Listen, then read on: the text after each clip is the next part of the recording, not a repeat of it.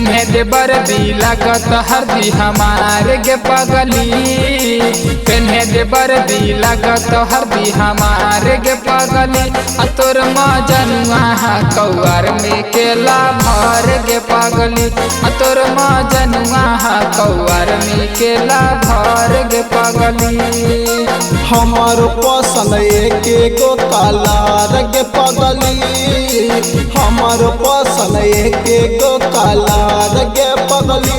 तोर मजनुआ कौआर में केला भर गे पगली। तोर मजनुआ कौआर में केला भर गे पगली।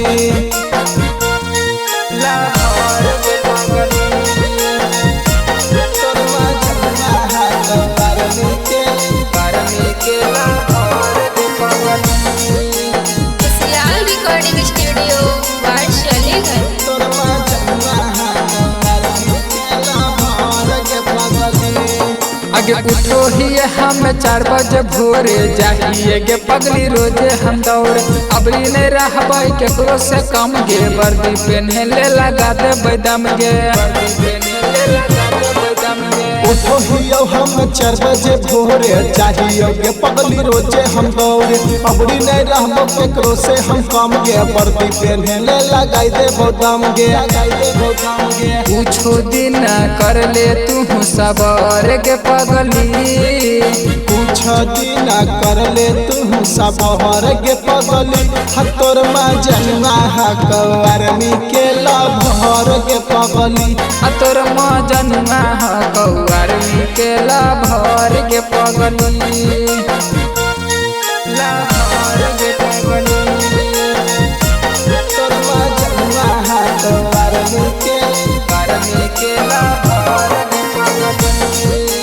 खुशहाल रिकॉर्डिंग स्टूडियो वारशलीगंज। तोर मजनुआ कौआर में केला भर गे पगली।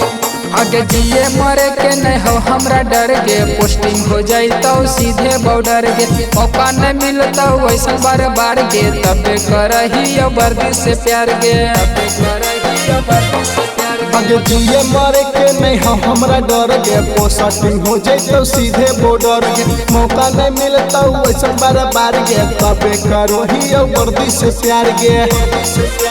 रोहित शर्मा के लेबल करिए खबर के पगली।